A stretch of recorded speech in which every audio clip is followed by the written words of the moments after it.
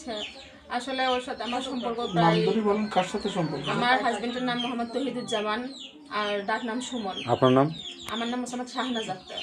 ঠিক আছে, তো আমার সম্পর্ক প্রায় 1.5-2 বছর হয়েছে, এরকম আনুমানিক 2 বছরের মতো হয়েছে।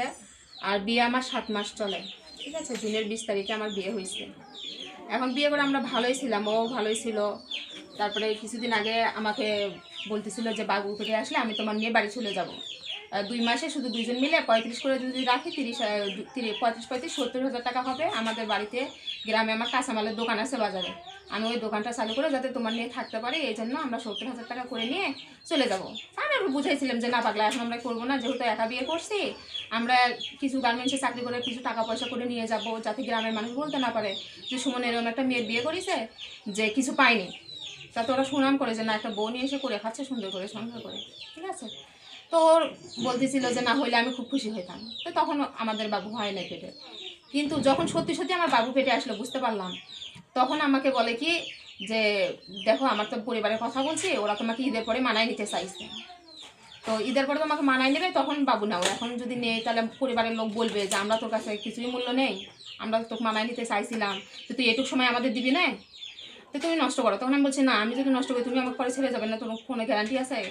তখন আমার বলতেছে যে না, তুমি যদি বিশ্বাস না করো আমি তোমাকে কোরআন শরীফ থেকে শপথ করে দেখাবো যে আমি তোমাকে কোনোদিন ছেড়ে যাবো না। এই কথার উপর ভিত্তি করে আমি ঠিক আছে তুমি আগে শপথ করে দেখাও, তাহলে আমি বাচ্চা নষ্ট করবো। তখনও কোরআন শরীফ শপথ করে দেখানোর পরে আমি 22 তারিখে আমাকে ওষুধ নিজে নিয়ে এসে দিয়েছে, আমি ওই ওষুধটা খাই, খাওয়ার পরে আমার বেবিটা নষ্ট হয়ে যায়। তারপরে ভালোই ছিলাম, হঠাৎ করে ওর কি হলো জানি না, আমি বৃহস্পতিবার নাইট করে আসি। আচ্ছা, এটা কয় মাসের বাচ্চা ছিল? বেশি না, এরকম 2.5 মাসের মতো হয়েছিল। তো তখন আমি ওকে আমি ডিউটি করে আসলাম, আমার 3টা পর্যন্ত ডিউটি করার কথা ছিল, সেখানে 3টা পর্যন্ত না হয়ে 1টা পর্যন্ত ডিউটি হয়েছে। আমি 1টা বাজে ছুটি হইলে বাসায় গেছি, গেলাম, ও দরজা খুলে দিল, শুইলাম। ও শুধু আমার মুখের দিকে হা করে করে দেখতেছিল, আমি জানি না কেন দেখতেছিল। তা আমাকে বলতেছে কালকে সকালবেলা আমার ছোটো বোন অসুস্থ, আমি ওখানে ওরে দেখতে যাব। তা আমি বললাম কয়টার সময় যাবা? কয় 6টার সময়। আমি এত সকালে কি করবা? কই এদিকে একটু কাজ আছে, ফিরে আসা লাগবে, এই জন্য ভাইয়ার আমি 6টা বাজে যাবো, 12টার ভিতরে ফিরে আসবো। আমি আচ্ছা ঠিক আছে তুমি তাহলে যাও। পরে যে সকাল হলো, 6টার সময় উঠে থেকে ডাকতেছে, তো উঠে গোছাই নিতে নিতে 6:30 বেজে গেল। পরে আমি শুয়েই আছি, পরে আমার ডাকতেছে যে ময়না ওঠো, উঠে হচ্ছে আমি চলে যাবো, তো একটু ওঠো, দরজা লাগাও। তো আমি বলছি যে না, আমি ঠান্ডা লাগতেছে, আমি উঠবো না, তুমি লাইটটা অফ করে দরজা লাগাই দিয়ে চলে যাও। তো বলছে না মানে একটু ওঠো। পরে আমি উঠলাম, ওঠার পরে যে ওইরকম আমাকে বারবার জড়াই ধরতেছে, আর মুখের দিকে হা করে তাকাইতেছে, আর বলতেছে তুমি নিজের খেয়াল রেখো, খাওয়া দাওয়া ঠিক মতো। এই এমনি স্বামী হয়তো দূরে যায়, এখন যাইতেছে এমনি হয়তো বলতেছে ভালো চিন্তা করো না, তুমি সাবধানে যাও, আবার ভালোভাবে ফিরে এসো, এটাই হবে। এ বলে যখন বাইরে যাও ওরকম জুতে করতেছে। আমি বললাম তোমার তো ফেসবুক সব লগ আউট করছো, তো তোমার আইডিগুলো আমাকে দিবা না? বলছে হ্যাঁ আমি এসে তোমার ঠিক করে দেবো। এ বলে ও যে বারবার গায়ে মাথায় হাত দিয়ে ও চলে গেল। তো আমি আবার ঘুমাই গেছিলাম, যেহেতু রাতের 2টা-3টা মধ্যে জায়গা ছিলাম, 1টা মধ্যে ডিউটি করে আসা, ওর সাথে ভালো মন্দ গল্প করলাম, এই হিসেবে অনেক রাত হয়েছিল, তো ঘুম হয়নি, আমি ঘুমাই গেলাম। শুক্রবারের দিন কি করব। পরে ঘুমাইছি, 11:30টার সময় ঘুম থেকে উঠে কই কিরে, ও তো আমাকে বারবার ফোন দেয়, তা এখন ফোন আসলো না। যখন ফোন আসলো না, আমি ফোন দিতে দিতে দিতে পরে নামাজের সময় হলো, আর দিলাম না। পরে নামাজ শেষে আবার ফোন দিতে দিতে সন্ধ্যার কিছু আগে সে ফোন রিসিভ করে আমার। তারপরে আমি বললাম কি গো, সালাম দিয়ে বললাম কি তুমি কোথায়? আমি গোছাইতেছি। কি গোছাইতেছ? পরে আমাকে ওরা না বলিয়ে ওরা আমার কাগজপত্র ঠিক করছে, আমার বিদেশ পাঠাইতেছে, তো আমি এখন এয়ারপোর্টের দিকে যাব। আমি বললাম তুমি বিদেশ যাবা? বিদেশ তো মুখের কথা নয় যে বললেই যাওয়া যাবে, কাগজপাতি অনেক কিছু করার দরকার। তুমি তো একদিনও অফিস ছুটি নিলে না যে তুমি এগুলো করতে যাইতেছ, তাহলে না আমি বুঝতাম, তাই না? তো যাই হোক, এগুলো এভরিথিং ওর সাথে কথা হওয়ার পরে তখন ও আমাকে বলে কি যে আমি একটু পরে তোমাকে ফোন দিচ্ছি, আমাকে ভিডিও কল দাও। বলতেছি এমবি নেই। ঠিক আছে আমি তোমাকে এমবি ভরে দিতেছি, তুমি ভিডিও কল দাও। আমি একটু পরে দিতেছি। আচ্ছা ঠিক আছে একটু পরে দাও। আচ্ছা তুমি যে বিদেশ যাইতেছো, আম্মু আব্বু তা ভাইয়া আপু এরা কি তোমার এখানে আসছে? হ্যাঁ সবাই এক জায়গায় হয়েছে। তা আমি তাহলে এয়ারপোর্টে তোমার সাথে শেষটা একটাবার দেখি, তুমি কতদিন হলো যাবা, আমি একটা শেষ তোমার স্বামীর সাথে এভাবে দেখা করবো না, ভালো মন্দ কথা বলবো না? না পাগলা, তুমি কান্নাকাটি করবা বলেই তো তোমাকে বলে আসিনি, আর এখন তুমি যদি এয়ারপোর্টে এসে কান্নাকাটি করো তোমার আমি রেখে চলে যাইতে পারবো না, এরকম কথাবার্তা বললো। তো যাক থাক, পরে ও ভিডিও কল তো দেবেই। পরে আমার মনে একটু সন্দেহ লাগলো যে কি বিদেশ যাওয়া তো মুখের কথা না। পরে আমি আমার এই আপুটা, যে আপুটা আমার সাথে আসছে হুসান আপু, একে বললাম যে আপু চলেন তো দেখি ওর ভাইয়ের বাসায় যে সত্যি ওরা গেছে কি না। ওর ভাই ফির আলাদা নাম্বার থেকে ফোন দিছে, ওর ভাই বলে কি আমরা সিলেট আসছি। মানে দুইটার দুই রকম কথা হলো না। তখন আমি সন্ধ্যের বসে ওর ভাইয়ের বাসায় গেলাম, কথা বলিনি, যে শুধু দরজার সামনে থেকে দেখে আসলাম যে দরজা ভেতর থেকে লাগানো, বাইরে কোনো তালা ঝুলানো নেই। তাহলে আরও সন্দেহ। তারপরে ওর থেকে ফোন দিচ্ছি, প্রথমবার ফোন ঢুকছে, ওর ফোন কেটে দেয়, তারপরে ফোন বন্ধ। এই বন্ধ বন্ধ মনের মধ্যে ভয় লাগলো। পরে আমি ঘরে গেলাম, যে আমি কেন দিন হঠাৎ করে আমার ডয়ারের দিকে চোখ পড়ে, আমি নাচে আমি খুলি তো, ওই আমার যে এরকম মিথ্যাই করতেছে, খুলি তো দেখি। পরে চাবি খুঁজে পাই না, আমার ডয়ারের চাবিটা খুঁজে পাই না, কারণ আমার ডয়ারের চাবি ওখানে আমার এই পিন একটা বক্স আছে রাখি, তো ওর মধ্যেই থাকে, কারণ আমরা স্বামী স্ত্রী ছাড়া তো আর কেউ নেই ঘরে। পরে ওরা খুঁজে না পাওয়াতে পরে আমি ওখান থেকে পাশে থেকে একজন ডেকে নিয়ে এসে আমি লকটা ভেঙে খুলে নিই, নিয়ে দেখি যে না, আমি ওর জন্য টাকা গোছাইছিলাম। ও বলছিল ঈদের পরে তুমিও টাকা জমাও, আমিও কিছু টাকা জমাই। আমার শ্বশুর বাড়ি, মানে আমার ভাইয়ের শ্বশুর বাড়ি থেকে আমার ভাইকে মোটরসাইকেল দিছে, তাহলে দুজনে মিলে টাকা জমাই, আমার বাড়ির লোককে আমি ঈদের পরে দিয়ে বলবো যে ও আমার গাড়ি দিচ্ছে, তাহলে তোমার এমনিই মানাই নেবে। এই হিসেবে আমিও টাকা ওর জন্য জমানো শুরু করছিলাম। তো আমার স্বর্ণের জিনিসও নেই, টাকাও নেই, তোমার টাকা আমি তোমার জন্য জমাইছি, তুমি নিবা নাও, নিয়ে আসো, সমস্যা নেই, কিন্তু আমাকে বলে নাও। এখন আপনি কি চাচ্ছেন? আমি একটাই চাই ভাই, একটা মেয়ে কখনো চায় না যে তার সংসার বারবার ভেঙে যায়। আমি আমার সংসার করতে চাই।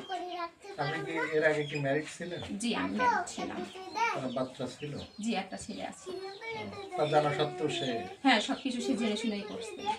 আর এখন আমার আরেকটা বক্তব্য, যে আমার শ্বশুরবাড়ি থেকে আমার ননদ একটা কথা বললো যে আমি নাকি তার জোর করে ঘরে বেঁধে বিয়ে করছি। আপনি যে আইডি কার্ডটা দিচ্ছেন আমাদের, আমরা যেটা জি পাই জি জি। আইডি কার্ডটা ওনারা বলতেছেন ওর ছেলের বয়স 17 বছর মতো। আইডি কার্ডে কি 17 বছর মনে হলো? না, 20-21 বছর। তো যাই হোক, তো এখন ওনারা বলতেছে যে আমি এই লাইভে এই জন্যই কথাটা বলতেছি, ওনারা বলতেছে আমি জোর করে করছি, আর রাস্তা থেকে নিয়ে যা জোর করে বিয়ে করছি। আচ্ছা, জোর করে যদি বিয়ে করতাম তাহলে কাবিন আমি অনেক বেশি করতে পারতাম। আপনার বয়সটা কত? আমার বয়স অরিজিনাল বয়স 1999 সালে, কিন্তু আমার কাগজে একটু বয়স দেওয়া আছে 97। প্রায় 28। হ্যাঁ হ্যাঁ। তো এখন যাই হোক, আমার কথা একটাই, আমার বক্তব্য এখানে যে এখন ওনারা মিটিং ডাকতে চাইছে।